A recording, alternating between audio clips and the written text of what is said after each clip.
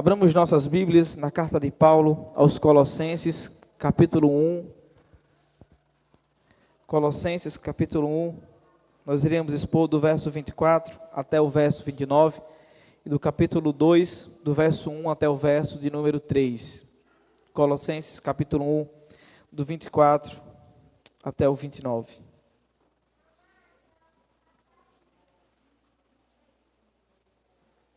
Todos acharam? Amém?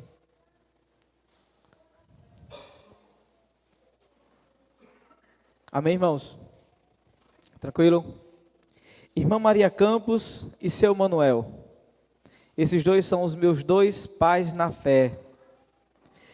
Eu morei na casa da minha avó quando eu tinha mais ou menos entre 8 a 9 anos. E na frente da casa da minha avó tinha uma barraca que vendia caldo de cana e pastel. E seu Manuel era o dono dessa barraca. Dona Maria Campos, esposa de seu Manuel. A minha avó era envolvida com candomblé. Era mãe de santo na cidade de Santa Rita. E ao mesmo tempo ia para a igreja católica. Então imagina uma criança entre seus 8 a 9 anos, frequentando a igreja católica, frequentando também o candomblé. Esse era eu. Para onde minha avó ia, ela me levava. Ora eu estava na missa, ora eu estava na umbanda. Ora eu estava assistindo minha avó receber espíritos. Ela também fazia mesa branca, era espírita. Era bem carregado a casa da minha avó. Mas de frente à casa da minha avó, a todo esse terror, existia seu Manuel e Dona Maria. E quase sempre eu estava lá lanchando na barraca de seu Manuel. Quase sempre eu estava comendo meu pastel com caldo de cana. Sim, eu era criança, mas gostava do meu pastel com caldo de cana e sempre eu estava lá. Ninguém que sentasse na barraca de seu Manuel saía de lá sem ouvir o Evangelho. O testemunho de pessoas que foram alcançadas por meio do Evangelho de Cristo Jesus são inúmeros. Eu vou repetir, são inúmeros. Várias pessoas testemunham que foram alcançadas pelo Evangelho através da vida de seu Manuel e da irmã Maria Campos, na barraca de caldo de cana e de pastel. Bêbados, perdidos como eu, criança, ouvia o Evangelho todas as vezes que ia para aquela barraca. Então Dona Maria, irmã Maria Campos, começou a investir na minha vida. Irmã Maria Campos, criança, eu quero que isso fique bem frisado para todos vocês, criança entre 8 a 9 anos. Irmã Maria Campos investiu pesado na minha vida, pesado, esforço, luta. Começou a pregar o Evangelho para mim, de maneira mais eficaz, mais profunda, uma criança. E quase sempre estava me levando para a Igreja Batista em Nova Esperança, a igreja a qual eu fiz parte por 18 anos. Sempre ela me levava. Com 11 anos de idade, eu fui batizado na Igreja Batista. Disso até hoje me gabo. Eu acho que eu fui a primeira criança a ser batizada na Igreja Batista. O pastor Clóvis de Lins, o pastor daquela época, indicou e pediu o meu batismo em assembleia. E toda a igreja aceitou. Eu era uma criança com estilo de velho, madura. Pregava com o negocinho do maestro. O púlpito era desse tamanho e criança, eu pregava no culto das crianças, com o negocinho do maestro, para subir para os irmãos poderem me ver. Irmã Maria Campos e seu Manuel tiveram uma grande participação na minha vida. Mas o pastor Clóvis também teve participação na minha vida. Depois desses dois, o pastor Clóvis pegou no meu braço, me levava para a casa dele, para onde ele ia, eu estava com o pastor Clóvis. Eu olhava para o pastor Clóvis e dizia, eu quero ser igual a esse homem.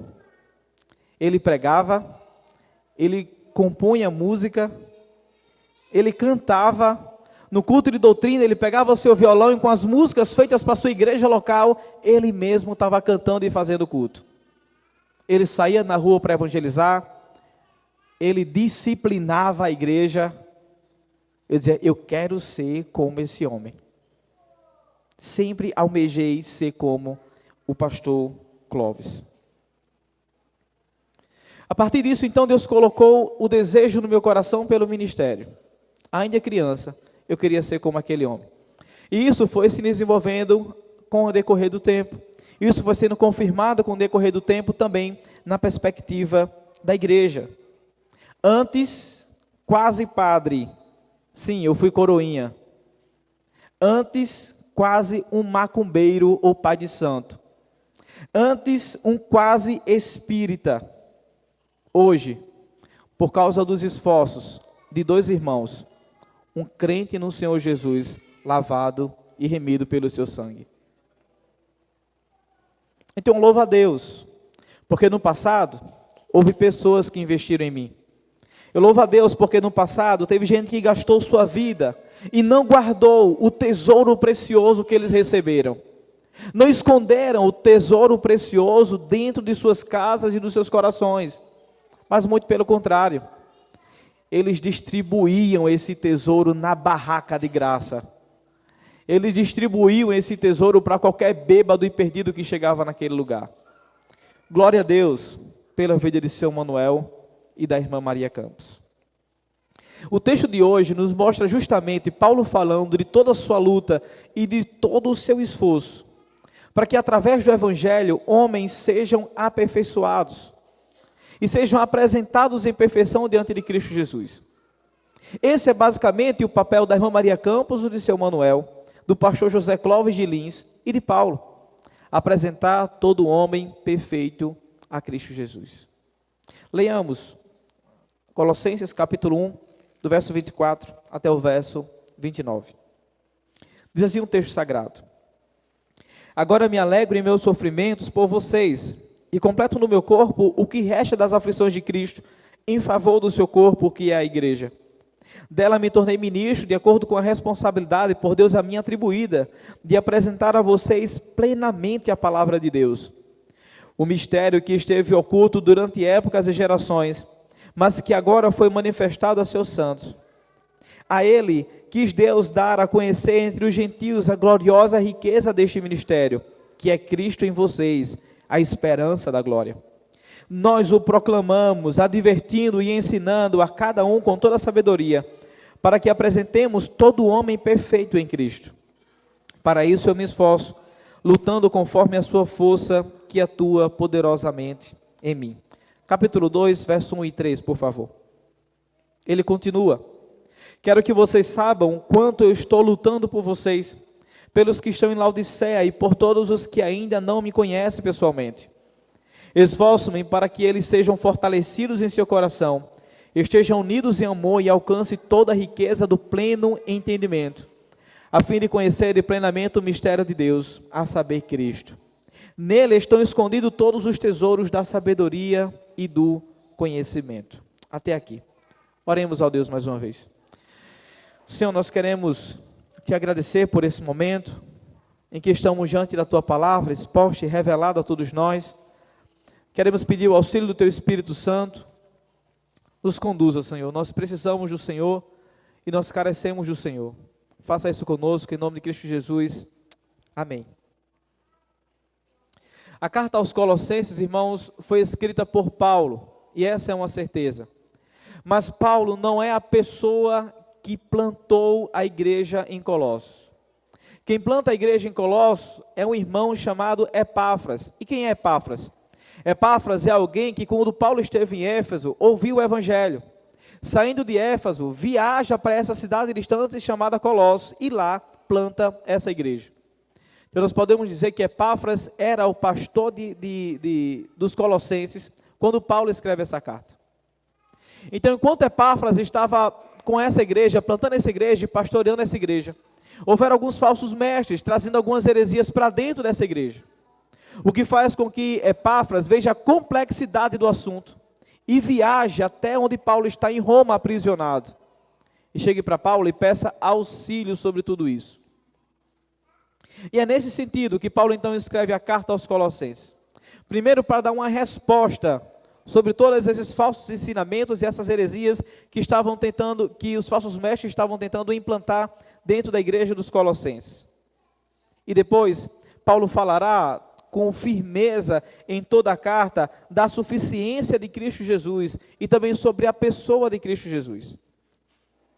Se você ler depois em casa, no início da carta, Paulo começa agradecendo a Deus por aqueles irmãos e por todos os frutos que o Espírito Santo tem dado através da vida desse evangelista, Epáfras. Ainda no primeiro capítulo, ele já começa falando sobre a supremacia de Cristo, um texto bastante conhecido de todos nós. Depois de falar sobre a supremacia de Cristo, de falar do real estado dos crentes em Jesus Cristo, que foram tirados das trevas, estão na sua maravilhosa luz, ele começa então no verso 24, o que nós acabamos de ler, relatando todo o seu esforço em manter os crentes mais parecidos com Cristo Jesus. Mesmo à distância, o relato de Paulo nos provarão que ele luta e se esforça para fazer discípulos de Cristo Jesus. Afinal de contas, ele e nós sabemos que o discipulado é o meio pelo qual a igreja é aperfeiçoada. O discipulado é o meio pelo qual a igreja é aperfeiçoada. Então, qual é, de fato, o objetivo do discipulado nesse sentido? O discipulado tem como objetivo, em primeiro lugar, apresentar todo homem perfeito em Cristo Jesus. Depois de Paulo falar sobre todos os benefícios da salvação que os colossenses desfrutavam, e dessa nova vida que eles agora tinham por causa do sacrifício de Cristo Jesus, ele começa no verso 24. Agora me alegro em meus sofrimentos por vocês, e completo no meu corpo o que resta das aflições de Cristo em favor do seu corpo, que é a igreja. Quando nós lemos esse texto e vemos Paulo falando que se alegra a partir do sofrimento, nós devemos perder e tirar de vista que Paulo seja um masoquista. Não. Ele não é alguém que tem prazer no sofrimento. Então, por que é que Paulo se regozija no sofrimento? Por que é que Paulo está sofrendo e mesmo assim ele está dizendo que é feliz? Uma pergunta que nós podemos fazer ao texto é por que e por quem Paulo está sofrendo. Em primeiro lugar, segundo o texto, Paulo está sofrendo por causa de Cristo. E a sua alegria nesse sentido é ver que os irmãos agora, por estarem em Cristo Jesus, estão aptos a participar do sofrimento de Cristo. Na ideia de que depois que Cristo foi assunto ao céu, todos aqueles que agora participam do seu corpo e são um com Ele, sofrem juntamente com Cristo Jesus. O sofrimento de todos os crentes é por causa de Cristo Jesus. Então essa é a ideia. Em primeiro lugar, o sofrimento de Paulo é por causa de Cristo. E a sua alegria é em saber que esses irmãos estão aptos também, por mesmo sofrendo, poderem se alegrar em Cristo Jesus. O comentarista diz o seguinte: ele afirma que o sofrimento de Cristo chegou ao fim, mas seu corpo, a igreja, ainda sofre ao permanecer firme na fé. Seu sofrimento de Paulo não é somente por causa de Cristo. Em segundo lugar, o seu sofrimento também é por causa dos gentios. Paulo é o apóstolo dos gentios. E ele está dizendo que sofre também por esses gentios. Seu sofrimento pelos gentios não era apenas externo, mas também algo interno, como ele diz no verso 1.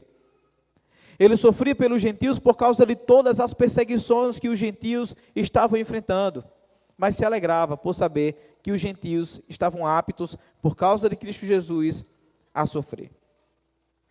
Em terceiro lugar, o sofrimento de Paulo também agora é pela igreja de Cristo. Paulo, outrora, motivo de sofrimento para a igreja. Vocês lembram, Paulo era o grande perseguidor da igreja. E a igreja sofria justamente por causa de toda a perseguição do apóstolo Paulo, que antes não era apóstolo. Agora, porém, ele sofre por essa igreja a qual ele tanto fez sofrer. Antes ele era perseguidor da igreja, mas agora ele é perseguido por causa da igreja. Antes ele lutava para destruir a igreja, agora ele luta para edificar a igreja. Antes a igreja na verdade está profunda e inevitavelmente ligada a Cristo Jesus. Nessa ideia, ela é a noiva, ela é o corpo de Cristo Jesus, é a herdeira de todos os tesouros celestiais. O sofrimento por Cristo e pela sua igreja, portanto, trouxe para Paulo grande alegria. O comentarista diz o seguinte, que ao contrário do que alguns cristãos fazem, o apóstolo não perguntou, o que eu devo ganhar com isso? O que eu devo ganhar por causa do Evangelho? O que eu devo ganhar com toda a vida desgastada em prol do Evangelho? Mas sim, quanto Deus permitirá que eu contribua. Paulo está sofrendo e sente alegria no sofrimento, por saber que em Cristo ele está apto a sofrer por uma causa. E a sua pergunta não é o que é que eu vou ganhar com isso, mas como eu posso contribuir com isso. E falando sobre a igreja, ele diz no verso 25, dela me tornei ministro de acordo com a responsabilidade, por Deus a mim atribuída, de apresentar-lhe plenamente a palavra de Deus, o mistério que esteve oculto durante épocas e gerações, mas que agora foi manifestado a seus santos. Vejam o que diz o texto. O apóstolo Paulo é alguém que se tornou ministro da igreja de Cristo, que por ainda estar nesse mundo, passa por muitos sofrimentos. E qual é então o objetivo dele ter se tornado ministro da igreja?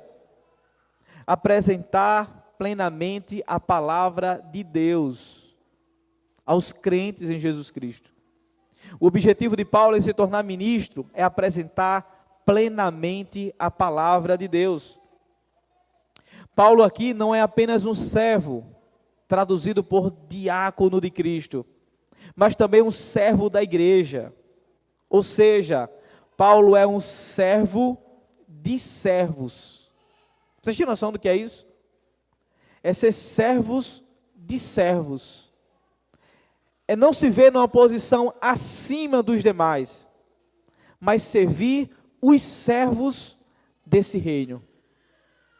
É como se todos nós fôssemos todos empregados de uma grande mansão. E Paulo é um empregado que serve aos empregados. Essa é basicamente a ideia. Ele é convocado, é chamado como ministro para apresentar plenamente a palavra de Deus. Servir apresentando plenamente a palavra de Deus. Nesse sentido, ser ministro não é um posto de honras humana, mas é um campo de serviço a todos os santos. Aqueles que aspiram ao ministério e acham que essa é uma posição de honra, estão totalmente equivocados. Este lugar é um campo de serviço, onde servimos uns aos outros. Ser ministro de Cristo, diz o comentarista, não é ser bajulado nem reverenciado pelos homens, mas é estar a serviço de Cristo a todos os homens. Vale destacar outro ponto nesse texto. Paulo é um mordomo do ministério que estava oculto por várias gerações, mas que agora, como diz ele no texto, foi manifesto. Ele é esse mordomo, é o guardião, aquele que cuida. Naquela época, o mordomo também era responsável por suprir as necessidades dos outros empregados ou escravos. As exigências impostas ao mordomo eram fidelidade, eram prudência. Paulo era um mordomo da palavra de Deus. O mordomo, naquela época, não tinha o dever de providenciar o alimento, mas de preparar o alimento e servir a outras pessoas. Não lhe cabia colocar o alimento na despensa, mas prepará-lo e levá-lo até a mesa. O mordomo, nesse caso, não poderia acrescentar nem tirar nenhum alimento do cardápio. Cabia sim a ele balancear uma dieta para que a família recebesse todos os nutrientes necessários. Paulo é essa pessoa, ministro de Deus, para apresentar plenamente a palavra do Senhor, e mordomo desse evangelho, para nutrir o povo de Deus de tudo aquilo que é necessário. A fim de descrever de modo mais pleno o que ele tem em mente, Paulo prossegue dizendo: a quem se agradou em dar a conhecer quais são as riquezas da glória deste mistério entre os gentios, que é Cristo em vocês, a esperança da glória. Portanto, esse mistério que Paulo está dizendo, que antes era oculto, que agora foi revelado por gerações, que no Antigo Testamento também estava oculto, mas que no Novo Testamento é retirado pelo véu, é Cristo Jesus. Exatamente como em 1 Timóteo 3,16 fala, e como em Efésios 3, verso 3, 4 e 9 também relata. É a Cristo em todas as suas gloriosas riquezas. E a ideia disso aqui é que Cristo está habitando pelo seu Espírito no coração da vida de todos os gentios. Cristo em vocês é aqui proclamado como uma esperança ou uma base sólida para a expectativa da glória escatológica. A ideia do que Paulo está dizendo, Cristo em vocês, nesse sentido, é fazer com que, agora que Cristo habita nos seus corações, vocês podem ter uma visão do futuro. Cristo em vocês, esperança da glória. Esperança escatológica. Agora que Cristo habita em vocês, vocês podem ter uma esperança de um futuro melhor. Cristo em vocês, a esperança da glória. O contexto e o conteúdo dessa glória é justamente o que está no verso 12. A herança dos santos. A apresentação da noiva com o esposo. É essa a ideia que Paulo quer trazer. E o que ele faz com esse mistério revelado? Com esse tesouro que agora ele tem a grande responsabilidade de carregar. Verso 28, ele diz: nós o proclamamos, advertindo e ensinando a cada um com toda a sabedoria. Qual a finalidade? Para que apresentemos todo homem perfeito em Cristo Jesus. Em Cristo, nessa segunda parte do texto, significa então uma união mais estreita. Se antes em Cristo, em vocês era a esperança da glória, quando ele fala que agora em Cristo, ele está falando de uma união mais estreita com Ele. Uma união que é trazida justamente pelo Espírito Santo e que é mantida viva pelo exercício da fé que é dada por Deus a cada um de nós. Cristo em vocês, uma esperança viva, é um relacionamento estreito com o Senhor de nossas vidas. Mas para que esses crentes estejam estreitamente ligados em Cristo, Paulo diz que proclama, adverte e ensina com toda sabedoria. É certo que essas pessoas estão e têm uma nova vida em Cristo Jesus. Mas também é certo que o apóstolo Paulo, chamado para ser apóstolo dos gentios, precisa proclamar essa verdade, advertindo esses irmãos e ensinando com toda sabedoria. Para que fique evidente na cabeça desses irmãos que Cristo, nos seus corações, é a esperança da glória. Paulo precisava, por meio do discipulado, proclamar, ensinar e advertir. Qual o combustível para tanto?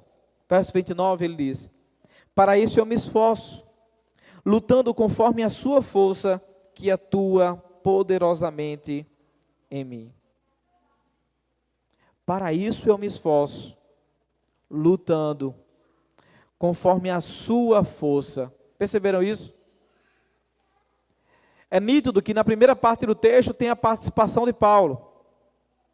Para isso eu me esforço, há um esforço, há uma luta, mas ele diz que faz isso, se esforça e que luta conforme a sua força, a força de Cristo, que atua poderosamente na vida dele. Todo o esforço da vida de Paulo está em apresentar o mistério revelado, Cristo. Toda a luta de Paulo e a luta da sua vida é em apresentar o mistério revelado, Cristo Jesus. A missão, o alvo da vida de Paulo é pregar o mistério revelado, Cristo Jesus. E como que ele faz isso? Proclamando, advertindo e ensinando. Com qual objetivo ele faz isso? Para apresentar todo homem perfeito em Cristo. E qual é o combustível? O que é que move Paulo para fazer tudo isso? O que é que move Paulo para viver uma vida de esforço, uma vida de arrebentar a cara em prol do Evangelho? a força que atua poderosamente nele. É a promessa de Mateus 28, eis que estarei convosco todos os dias até o fim dos tempos. É a presença do Espírito Santo de Deus no cumprimento da missão. O combustível que faz Paulo lutar, se esforçar e gastar a sua vida para apresentar o Cristo que antes estava oculto e que agora é revelado, é o poder que atua na sua vida, o Espírito Santo de Deus. Nesse sentido, o discipulado tem o objetivo de, por meio do Evangelho, apresentar todo o homem perfeito a Cristo. Mas como nós fazemos isso? Como eu e você podemos fazer isso como igreja? Em primeiro lugar, entendendo a responsabilidade de mordomos do tesouro de Deus. Precisamos cair a ficha nesse sentido, de que todos nós somos mordomos do tesouro de Deus. O mistério que esteve oculto por gerações, agora se tornou claro para nós. Progressivamente, na história da redenção e em toda a revelação, do AT até o NT, o véu que cobria os nossos olhos iam sendo tirado. E em Cristo, na plenitude dos tempos, caiu. E nós podemos ver aquele que foi prometido e anunciado no Antigo Testamento, agora habitando em nossas vidas. Paulo, escrevendo aos Coríntios, ele diz: portanto, todos nós, dos quais o véu foi removido, podemos ver e refletir a glória do Senhor. E o Senhor, que é o Espírito, nos transforma gradativamente à sua imagem gloriosa, deixando-nos cada vez mais parecidos com Ele. 1 Coríntios 4,18. Após o véu ser removido, todos nós nos tornamos participantes também do sofrimento de Cristo Jesus. Todos nós também recebemos um grande tesouro. Mas esse grande tesouro que nós recebemos como mordomos desse reino, não é para estar guardado no cofre às 7 chaves. Todos nós, como mordomos do reino, que recebemos esse grande tesouro, não é para colocar debaixo da cama para ninguém ver. Não é para colocar debaixo de um cesto para que ninguém possa alcançar. O tesouro que todos nós recebemos para cuidar como mordomos desse grande reino, ele deve ser compartilhado, dividido e proclamado. Nós devemos fazer isso. Porque todos nós, afinal de contas, somos uma obra inacabada, que coloca um tijolo a mais em outra obra inacabada. Lenildo é uma obra inacabada e Paloma é uma obra inacabada. E assim, sucessivamente, crescemos, colocando um tijolo na vida do outro. Eu sou uma obra inacabada, assim como Michael é uma obra inacabada. E mutuamente colocamos tijolos um na obra um do outro. Ora ele vai precisar de mais massa, ora eu vou precisar de mais tijolo. Necessidades diferentes, mas sendo atendidas por pessoas que entendem que são mordomos desse tesouro e que entendem que são obras inacabadas. 1 Coríntios 4, do 7 ao 10, diz o seguinte: agora nós mesmos somos como vasos frágeis de barro que contém esse grande tesouro. Assim fica evidente que esse grande poder vem de Deus e não de nós. De todos os lados somos pressionados por aflições, mas não esmagados. Ficamos perplexos, mas não desesperados. Somos perseguidos, mas não abandonados. Somos derrubados, mas não destruídos. Pelo sofrimento, nosso corpo continua a participar da morte de Jesus, para que a vida de Jesus também se manifeste em nosso corpo. Se somos mordomos do reino de Deus, nós temos responsabilidades sérias quanto ao mandamento de Deus no cuidado uns dos outros. Um comentarista diz o seguinte: é portanto dever dos ministros não apenas corrigir paixões e morais perversas, mas também iluminar o entendimento do cego. Ele continua: o ministro deve ser como o sal, para secar a podridão das facções, e como luz para dissipar as trevas da mente. Um é feito por meio de admoestação e repreensão, o outro é feito de ensino e instrução. Muitos entre nós não somos líderes, mas essa aplicação e esse comentário cabe para todos nós de maneira geral. Porque todos nós, por meio do Evangelho de Cristo, podemos sim trazer luz em trevas, em mentes de trevas. Todos nós, como povo de Deus, nós podemos sim iluminar o entendimento daqueles que estão cegos espiritualmente no seu real estado.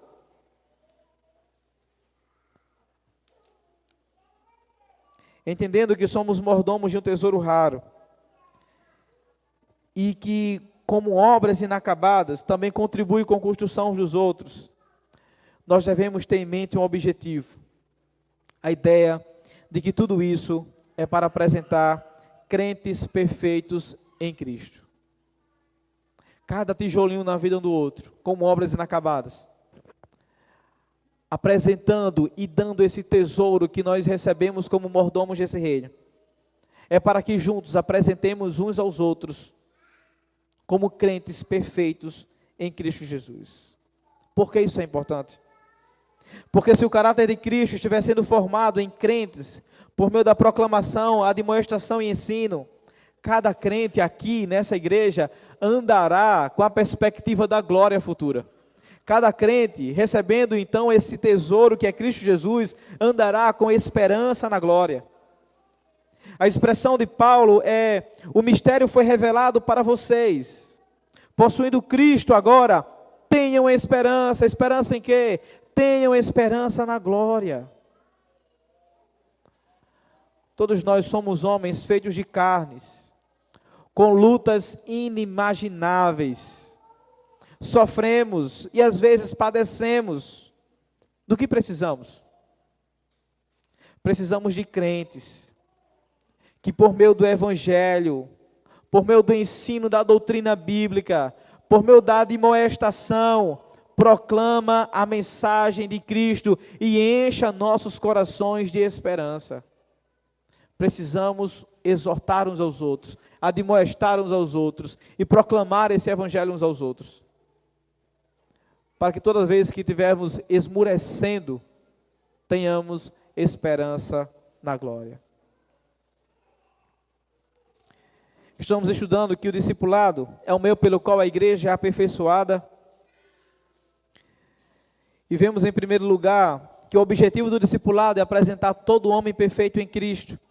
E veremos agora em segundo e último lugar que o objetivo do discipulado é fazer todo homem conhecer o mistério de Deus, Cristo.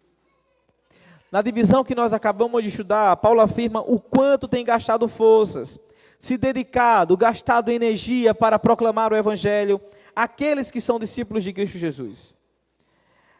Agora ele afirma para a gente qual é a causa da sua luta. Veja comigo o verso de número 1 do capítulo 2, por favor.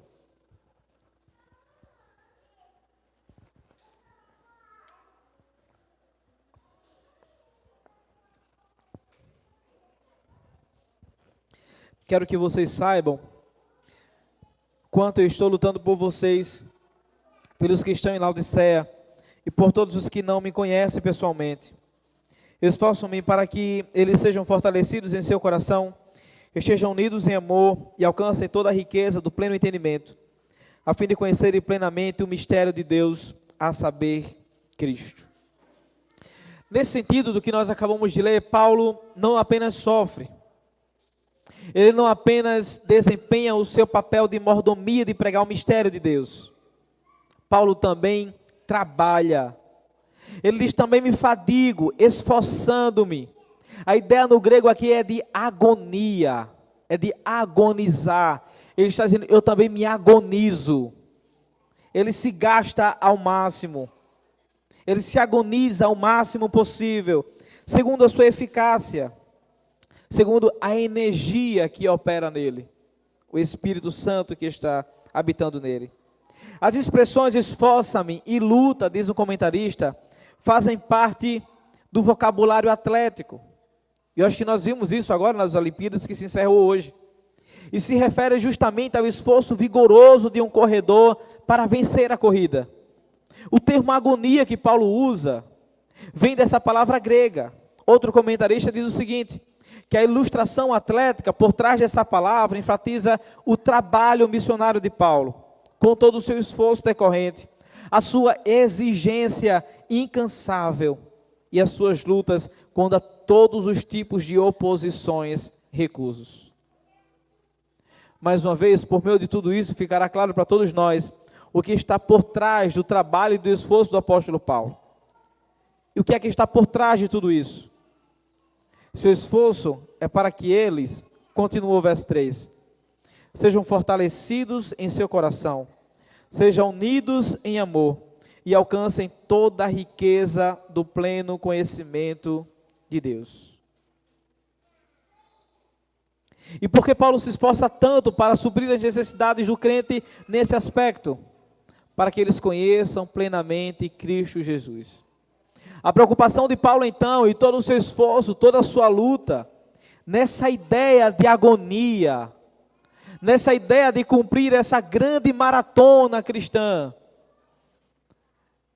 é trazer como resultado, na linha de chegada, que todos os crentes conheçam Cristo Jesus, conheçam plenamente Cristo Jesus. Imagine a preocupação do apóstolo Paulo, é fazer com que você se torne íntimo de Cristo Jesus, que tenha uma relação estreita com Ele, andando lado a lado com Ele.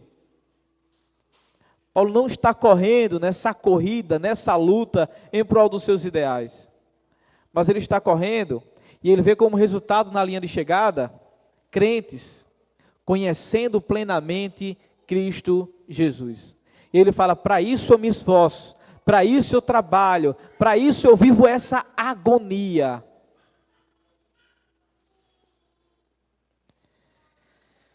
Por que então é tão importante para o apóstolo Paulo que ele gaste tempo, trabalho e se esforce e viva essa agonia para que os crentes conheçam melhor Cristo Jesus? O verso 3, porque segundo ele, nele estão escondidos todos os tesouros da sabedoria e do conhecimento.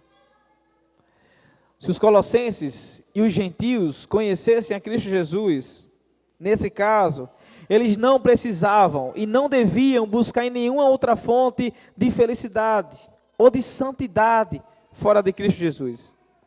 Os falsos mestres que estavam tentando habitar lá no meio dos colossos se gabavam da sua sabedoria e do seu conhecimento, ou se gabavam de toda a sabedoria e do conhecimento dos anjos. Mas nem homem, nem anjo, nem qualquer outra criatura não tem nada a oferecer que não possa ser encontrado em essência incomparavelmente superior e em grau infinito em Cristo Jesus. Paulo está dizendo que esses crentes precisavam conhecer plenamente Cristo Jesus, porque tudo o que o homem precisa só pode ser encontrado em Cristo Jesus. Essa é a ideia de Paulo. Eu me esforço, eu trabalho, eu gasto a minha vida, eu vivo em agonia, eu estou nessa carreira atlética, para que vocês conheçam plenamente Cristo Jesus, porque nele tem tudo o que vocês precisam. Por isso ele fala, neles estão escondidos todos os tesouros da sabedoria e do conhecimento. Todos os tesouros da sabedoria e do conhecimento.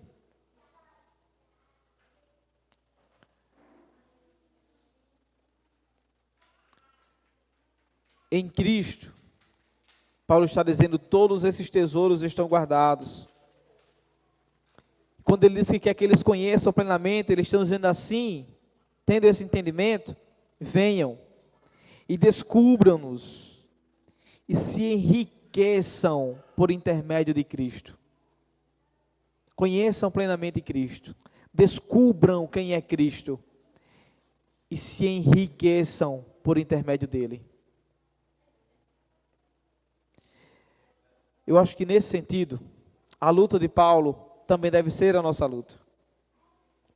Todo o esforço dito pelo apóstolo em relação aos santos também deve ser o nosso esforço. Paulo tem um objetivo na vida como cristão. Paulo tem uma meta. Ele leva a ordem de Cristo Jesus a sério. Ele trava uma batalha por aqueles que conhecem e por aqueles que ele ainda não conhece, como ele falou no texto. Ele se esforça com alguns objetivos, que também devem ser os nossos objetivos hoje. E eu acho que o primeiro é fazer com que crentes sejam fortalecidos em seus corações. O grande sábio, escrevendo aos Provérbios, ele diz: sobre tudo o que se deve guardar, guarde o seu coração. Em tudo o que o homem é assombrado, todo esse processo inicia-se e começa no coração. Mas como saberemos os maus caminhos que os nossos corações se desviaram? Como saberemos o quão tenebroso está o coração da pessoa que está do seu lado, se não há relacionamento de confiança? Se não há relação íntima, se não há relações próximas, como saberemos que os nossos corações estão cada vez mais se definhando? Então, em primeiro lugar, para que todos nós tenhamos como objetivo fazer com que crentes sejam fortalecidos em seus corações, precisamos nos aproximar de gente, entrarmos na vida dessas pessoas, entendendo suas necessidades, entendendo suas dificuldades, entendendo suas virtudes e aprendendo com elas. Precisamos nos relacionar. O problema disso tudo é que dá um trabalho grande. Dá um trabalho grande ser crente que segue à risca aquilo que acredita. Porque no final das contas é mais fácil ser servido do que servir. No final das contas é mais fácil entrarmos naquela lista que Diogo pregou domingo passado da grande multidão. Na lista do que chamamos de crentes consumistas. Que vem domingo após domingo, consome o que quer e não pratica nada na vida. Dá trabalho levar a sério a vida cristã. Dá trabalho discipular pessoas. Dá trabalho entrar em suas vidas e perceber suas dificuldades. Dá trabalho aconselhar. E é por isso que não nos envolvemos tanto uns com os outros. Porque no final das contas, dá trabalho. Dá trabalho separar um tempo do dia para arrumar a casa e receber uma família para jantar, para almoçar, para conversar. Dá trabalho e não é o que queremos. Queremos ser servidos, mas nesse sentido não queremos servir. Queremos mordomos, mas não queremos ser mordomos desse reino. Nem parece que recebemos um grande tesouro.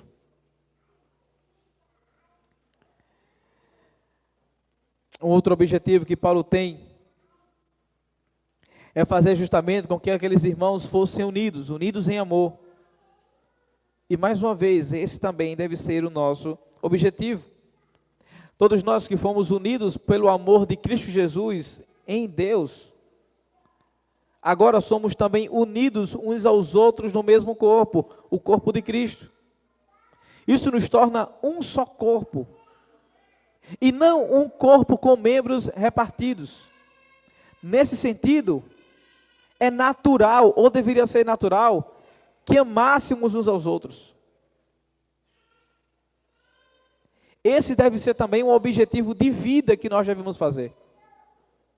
Estarmos unidos, ligados, estreitamente arraigados uns nos outros, unidos no amor de Deus e unidos no amor um pelo outro.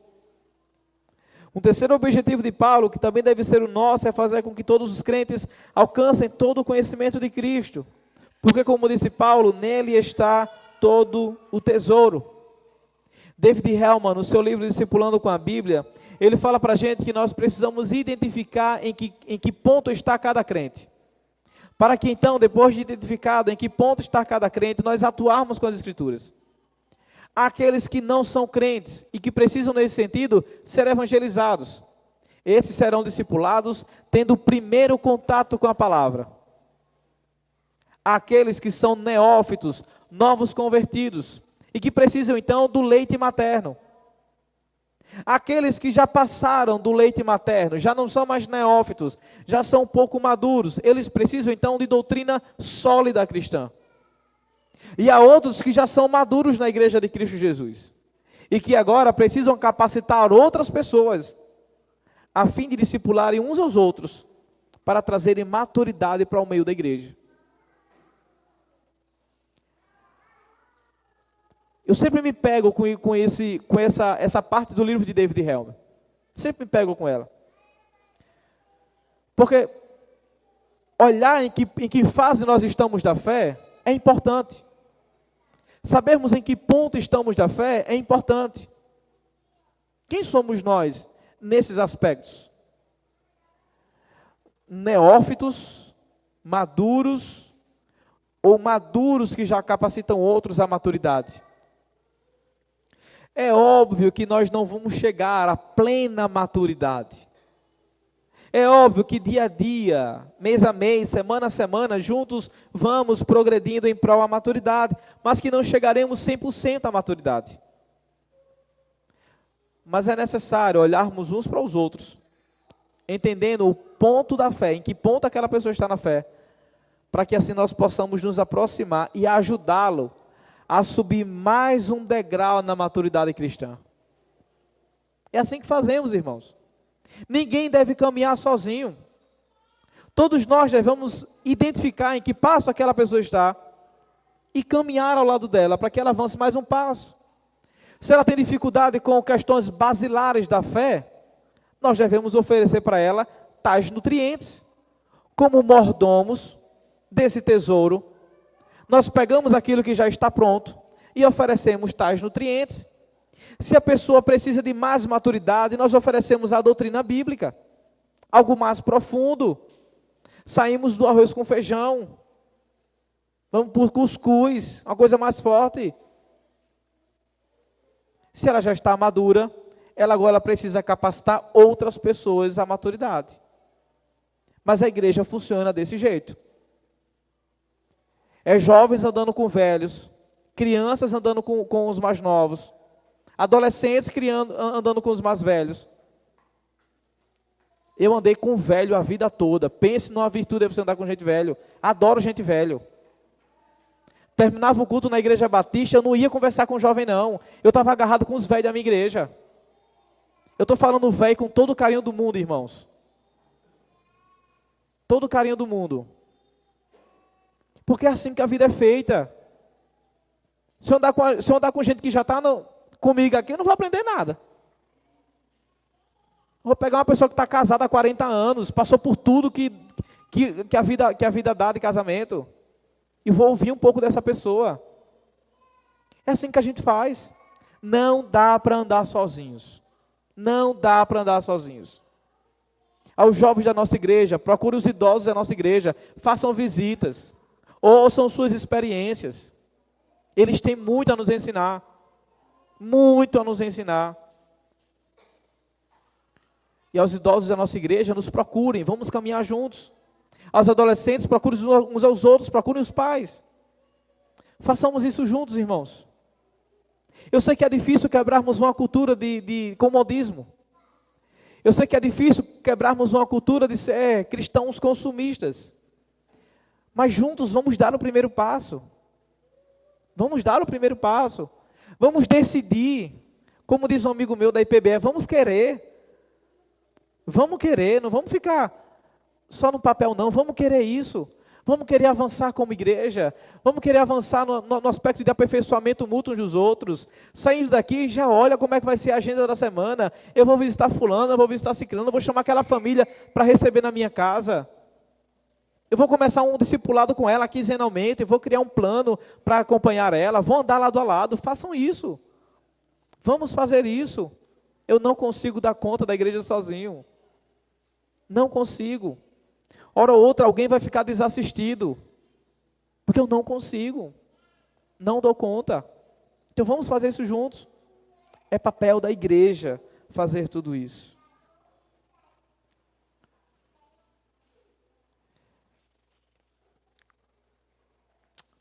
Um comentarista falando sobre essa ideia de conhecer a Cristo Jesus, ele diz o seguinte, que todos os tesouros da sabedoria e do conhecimento estão em Cristo, deve ser entendido deste modo: em Deus, nem a vontade de Deus pode ser conhecidos senão por meio de Cristo, ou quando Cristo é conhecido. Ele diz: o coração humano não consegue entender que Deus é misericordioso e perdoador, até que tenha que ouvir seus pecados. E ouvir que seus pecados estão seguramente em Cristo perdoados. Ele então percebe que foi justificado e que Deus foi reconciliado com ele e que ele agora é o seu defensor e seu guia, e assim por diante. Ele diz: é assim que todos os tesouros da sabedoria estão escondidos em Cristo. Ele diz: porquanto você sabe que Cristo foi enviado para pagar seus pecados, então você percebe a vontade de Deus para você e o poder de Deus em você. Mas ele chama isso de sabedoria escondida, porque o mundo não entende ainda. Ele nunca crê que Deus é bom para nós, da mesma forma que nunca crê que os seus pecados estão perdoados. Pois isso está escondido na luz que só nós temos. Está escondido não apenas porque o mundo persegue a sabedoria, mas também porque aqueles que creem ainda são atormentados a ponto do desespero quando veem a justiça do seu próprio pecado.